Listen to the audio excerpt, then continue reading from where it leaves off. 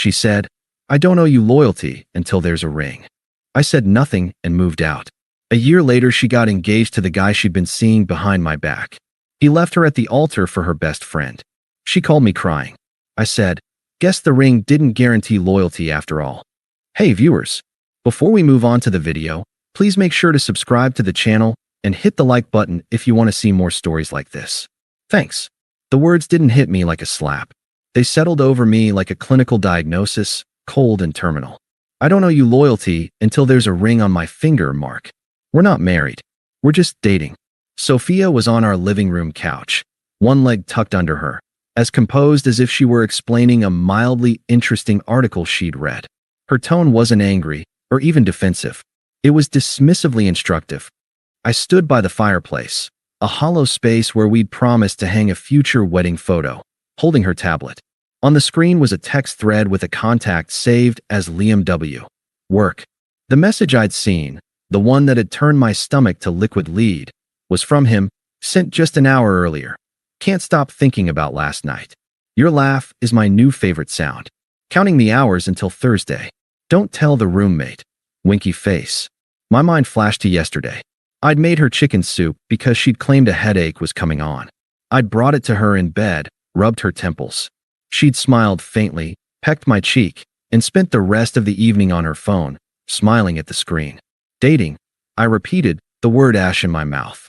Yes, she said, as if affirming a simple truth. We have no legal, binding commitment. We're two independent people choosing to spend time together. I looked from the tablet to her. 3 years. 3 years of choosing her, every day. I remembered saving secretly for the ring, a solitaire with a sapphire on either side, because she loved the color of the ocean. I remembered driving across town at 2 a.m. to get her medicine. I remembered building the bookshelves in this room with my own hands because she wanted a personal touch. I was her boyfriend, her handyman, her nurse, her emotional support animal. And I was her roommate. Who is Liam? I asked, my voice dangerously calm. She didn't even flinch. She sighed, a put-upon sound. He's a colleague. A strategic partner, really. He's brilliant. He sees the world in terms of opportunities, not obstacles. Opportunities, I echoed. Don't make that face. You're a great guy, Mark. Stable. Reliable. But what if the ring never comes? I can't put my life on hold waiting for a promise that might just not materialize. She gestured vaguely at the air between us. Liam and I have a connection. He sees me.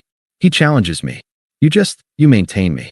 You keep the lights on and make sure the fridge is full. Each word was a precise, surgical cut. Maintain. Like I was an appliance. A reliable, boring appliance. So, you're sleeping with him. It wasn't a question. We're exploring a dynamic, she corrected, her chin lifting. A dynamic that is frankly more aligned with where I am in my life. When you propose, then we have a contract. Then exclusivity and loyalty matter. They're part of the deal. Until then, she shrugged, a small, infuriating motion. We're both free agents. It's only logical. Logical. The ice that had been creeping through my veins finally reached my heart and solidified. This wasn't a crime of passion, a drunken mistake she was trying to hide. This was a calculated philosophy. Our 3 years were a provisional arrangement. A trial run she felt no obligation to honor because the final paperwork wasn't signed. The pain was there, a deep, aching throb, but it was instantly eclipsed by a towering, crystalline clarity. I saw the last 6 months with brutal hindsight. The new, hushed phone calls she'd take in the other room. The emergency client dinners that ran late. The way, Liam says, had started peppering her conversations. Liam says my presentation style is too passive. Liam says true wealth is built on leverage, not savings. I thought he was a mentor. He was a replacement, auditioning for the lead role while I, the loyal understudy, kept the set warm. I placed the tablet gently on the coffee table, the movement slow and deliberate. The fight drained out of me, not into defeat, but into a profound, almost peaceful detachment. You cannot argue with a different fundamental reality. She believed loyalty was a transactional clause, activated only by a specific piece of jewelry. I believed it was the foundation you built everything else on. I see, I said, my voice flat and quiet. I understand your position perfectly. A flicker of surprise crossed her face, then satisfaction. She thought she'd won. She'd laid out her ruthless logic, and I had capitulated. She smoothed her shirt. Good. I'm glad you can be mature about this. It doesn't have to change anything between us, you know.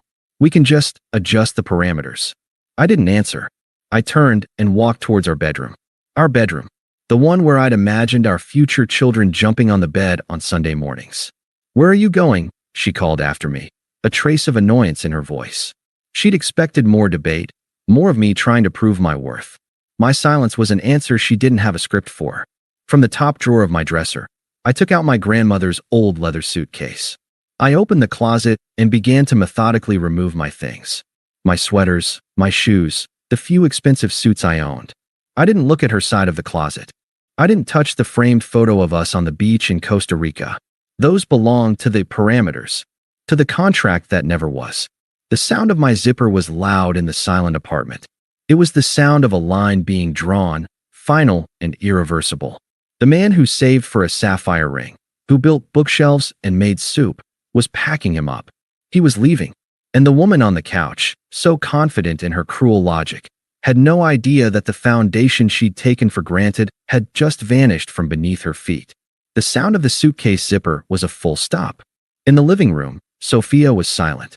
I imagined her perched on the couch, waiting for the next phase of the argument. My tears, my pleas, my attempts to negotiate. She didn't understand that the negotiation was over. I worked with a methodical silence.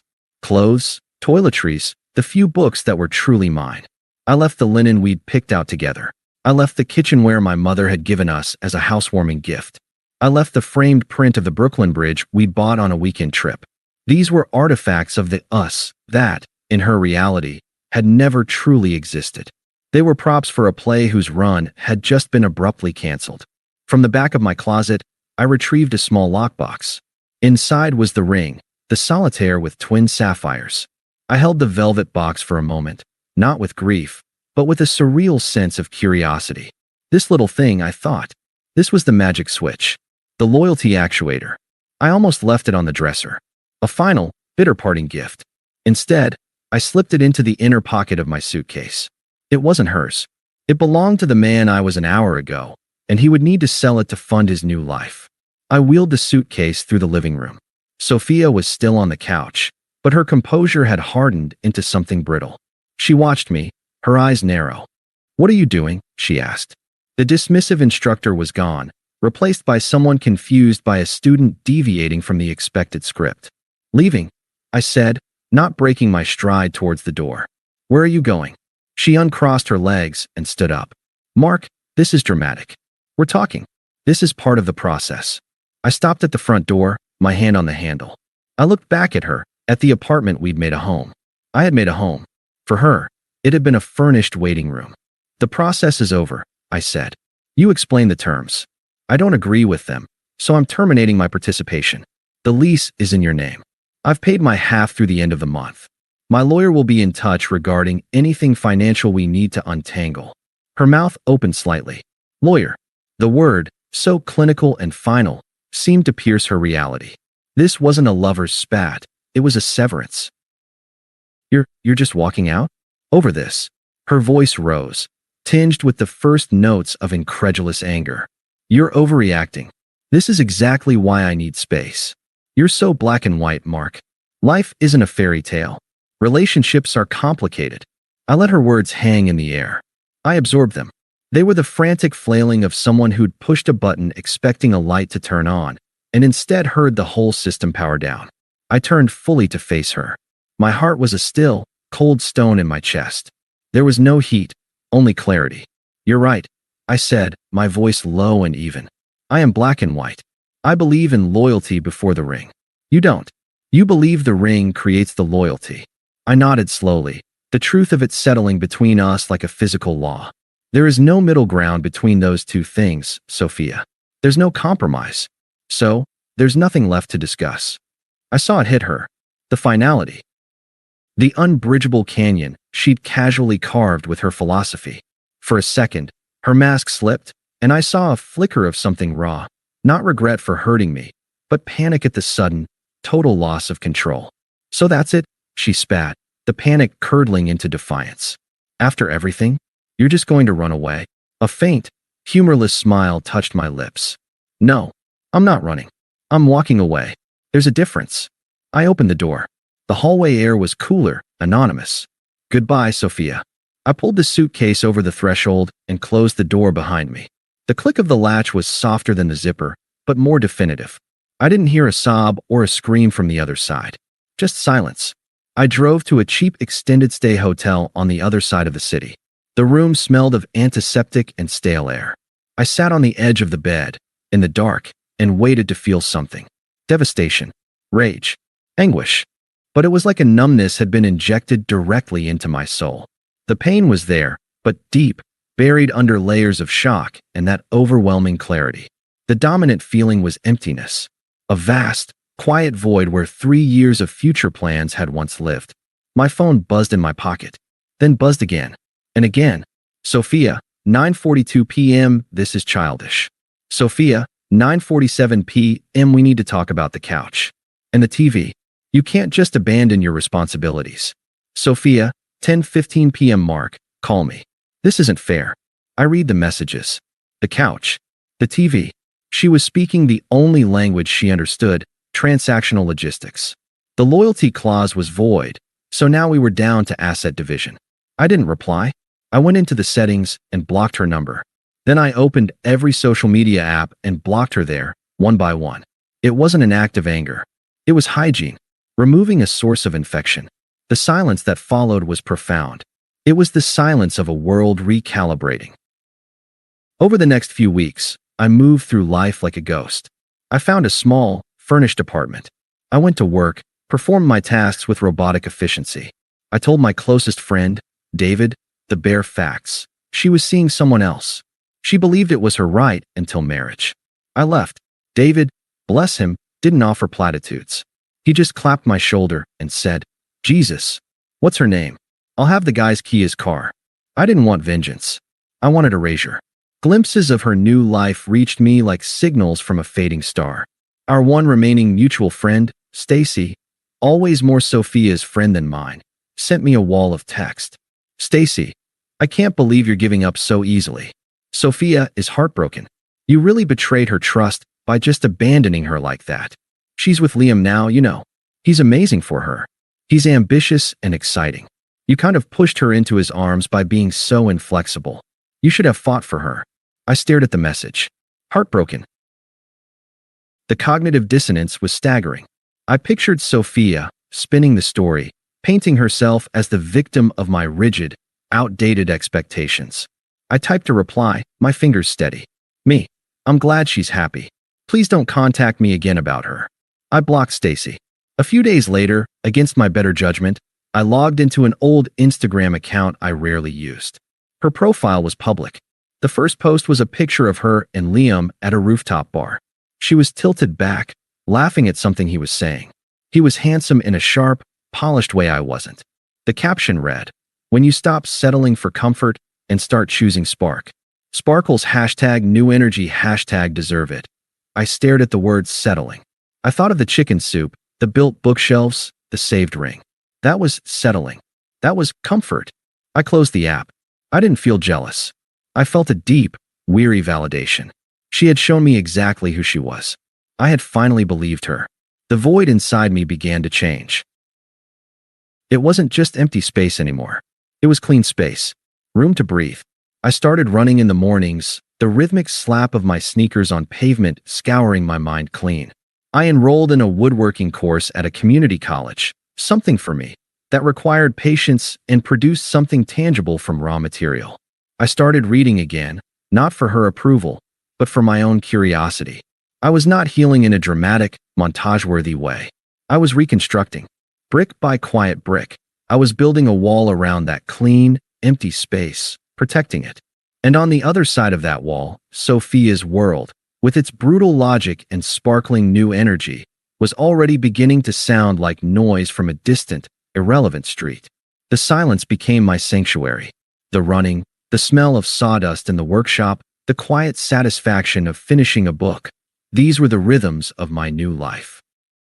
The sharp, defining pain of Sophia's betrayal had dissolved into a dull, distant ache, and then into a kind of grateful insignificance. She was a chapter I'd read, understood, and closed. I hadn't just moved out. I'd moved on, at a molecular level. The news of her engagement arrived not with a bang, but as a piece of curious trivia, like hearing an old song you'd forgotten. It was David, over beers 8 months after my exit. He scrolled on his phone, then grimaced, sliding it across the table to me. "You're not going to believe this." It was Sophia's Instagram. A professionally shot photo. Her left hand, tipped with flawless manicured nails, was splayed dramatically across Liam's chest. On her finger was a garish, square-cut diamond, huge and glittering under studio lights. Her smile was triumphant. His was smug.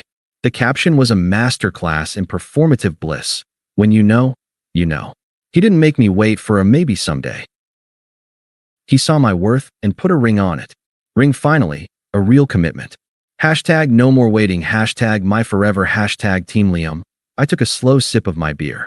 The initial sting was absent. In its place was a cold, intellectual fascination.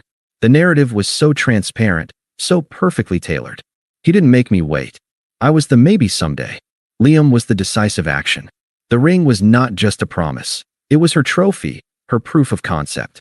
Her entire philosophy, the cruel logic she'd weaponized against me, was validated in that glittering stone. "You okay, man?" David asked, retrieving his phone. A small, genuine smile touched my lips. "Yeah, I am." And I was. I felt nothing for her, but a deep, almost philosophical curiosity about how the experiment would turn out. She had her contract. The loyalty clause was now, theoretically, in effect. I wondered if Liam had read the fine print. "She's a piece of work," David muttered. "She's consistent." I corrected, my tone neutral. She got exactly what she said she wanted. Over the following months, I'd hear the occasional update through the fragile, gossamer thread that still connected our former social circles. The wedding planning was epic. It was to be a destination event at a vineyard. Sophia had chosen a designer gown that cost more than my car. Liam was killing it at his firm, traveling constantly to secure their future.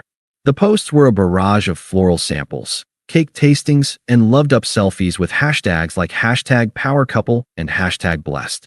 Then, about 3 weeks before the wedding, the tone began to shift. A former colleague of Sophia's, a woman named Elise who had always been quietly decent, ran into me at the hardware store. After some awkward small talk, her expression turned pensive. "You hear about Sophia?" she asked, her voice low. "I see the highlights reel," I said, holding up a piece of sandpaper as if to indicate my disinterest. Elise leaned in slightly. "It's not all highlights. Liam's been absent. Like a lot. Business in Dubai. Last-minute client in Singapore. Sophia's been a wreck.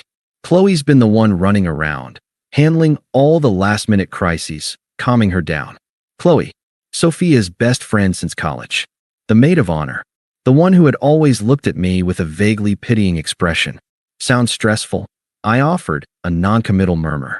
"You have no idea," Elise said, shaking her head. "She looks exhausted. The sparkle's gone. It's all just frantic." I thanked her, bought my sandpaper, and drove home. The pieces were aligning with a silent, inevitable click. I didn't feel smug. I felt like an astronomer who'd calculated the trajectory of a comet destined to strike a barren moon. The impact was inevitable. It held no personal consequence for me. The week of the wedding, the digital silence from Sophia's world became absolute. The constant stream of updates ceased. The bridal party's social media went dark. It was the quiet before the cataclysm. The news of the catastrophe did not come from Elise. It came in a single, breathtaking text from a number I didn't recognize, late on a Saturday night.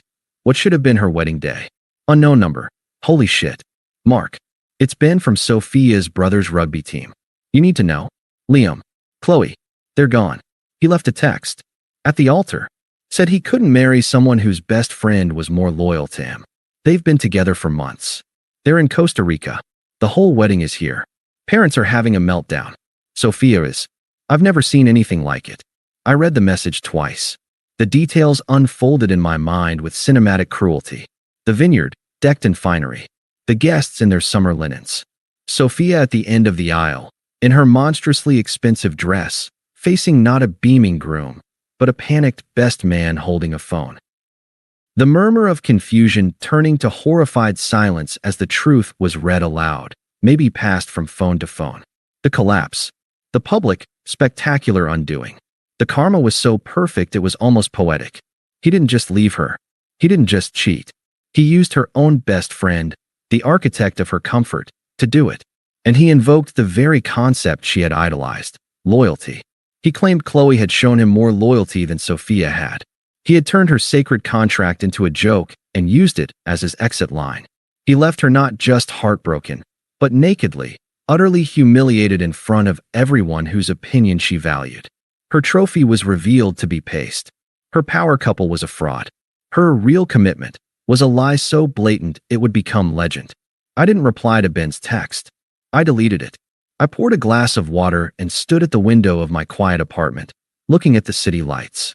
I thought of the chicken soup, the bookshelves, the lonely ring in my drawer. I thought of her calm voice explaining her transactional world. And for the first time since that night, I felt a single, clean emotion regarding Sophia.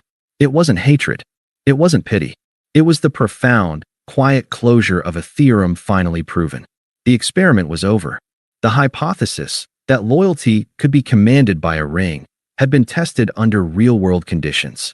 It had failed catastrophically. The cosmos, in its ironic way, had delivered the peer review. And the result was a resounding, public, and brutally definitive no. The first contact was a ghost from a shipwreck, washed up on the shore of my new life. It was 3 days after the non-wedding. My phone buzzed with an unknown number. I was in my workshop, sanding the curved arm of a rocking chair I was building, the fine dust hanging in the lamplight like gold. I answered out of habit. Silence, then a wet, ragged inhale. Mark? Her voice was shattered glass, slurred and thick with tears or alcohol or both. Mark, you have to. It was Qley.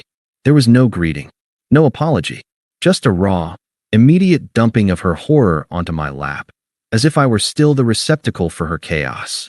I could hear a loud bar background, clinking glasses, blurred laughter. She was in public, falling apart. I said nothing. I held the phone to my ear and listened to the sounds of her unraveling. He left a text, Mark. A fucking text. To the wedding party. Her voice cracked into a sob. Everyone saw my parents. You have to come get me. Please. I'm at the Rusty Anchor. You remember where it is. Please. The plea was so entitled, so utterly devoid of awareness, that it almost circled back to being funny. You have to come get me. As if the last year hadn't happened. As if she hadn't drawn her line in the sand and called me a placeholder. I felt a profound, still detachment. Her pain was real, but it was hers. It belonged to the woman who believed in magic rings. It had nothing to do with me. I listened for another 15 seconds to her incoherent weeping. Then, without a word, I ended the call. I blocked the number. I picked up my sandpaper and resumed my work, the rhythmic shush shush shush restoring the quiet. The silence held for a week. Then, on a rainy Tuesday evening, my doorbell rang. I wasn't expecting anyone. Through the peephole, she was a washed-out impression of herself. Sophia stood hunched under a thin jacket, her hair plastered to her forehead, her eyes cavernous. She looked 10 years older. A part of me, the old, conditioned part, flinched. The instinct to open the door, to offer shelter, to fix. I let the feeling rise, acknowledge itself, and then dissipate like smoke. I opened the door, but didn't step back, filling the space with my calm. Mark. Her voice was a whisper.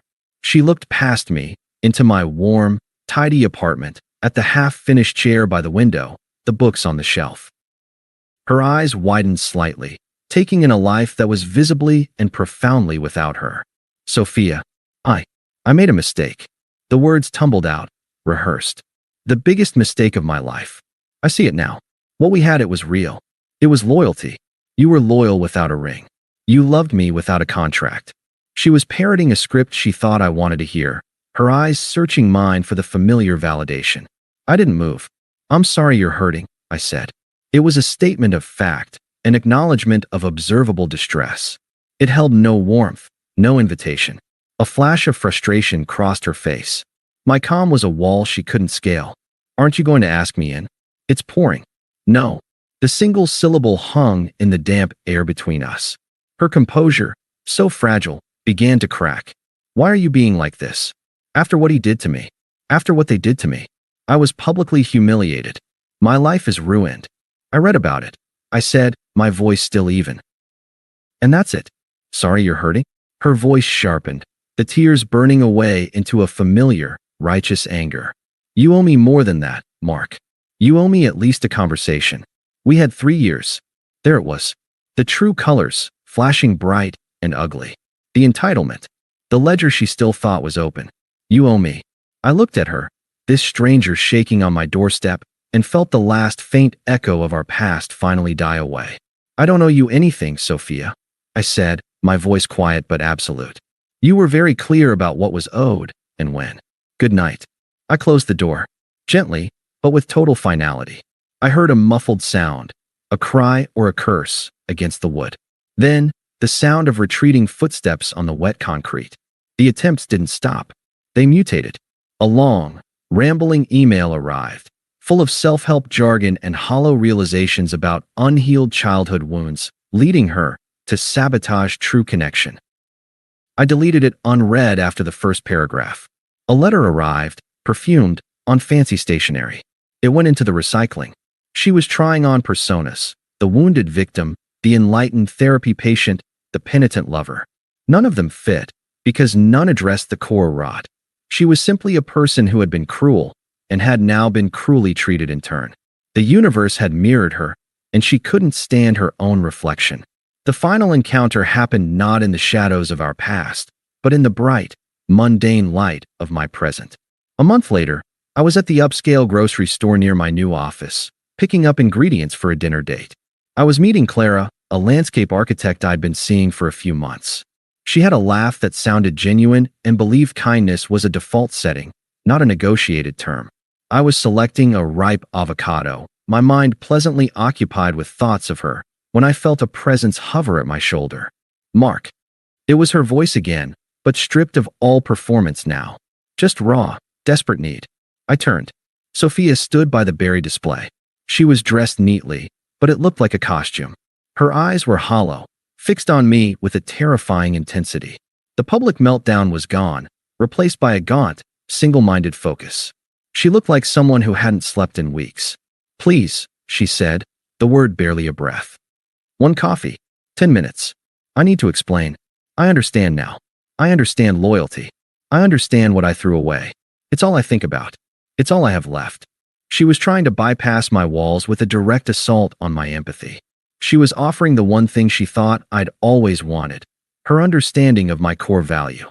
But the value wasn't a prize to be won. It was a principle I lived by, with or without her. I placed the avocado in my basket. I didn't move away, but I didn't step closer. I met her gaze, my own clear and untroubled. Sophia, I said, my voice calm in the cheerful store noise. I heard about what happened. With Liam. And Qley.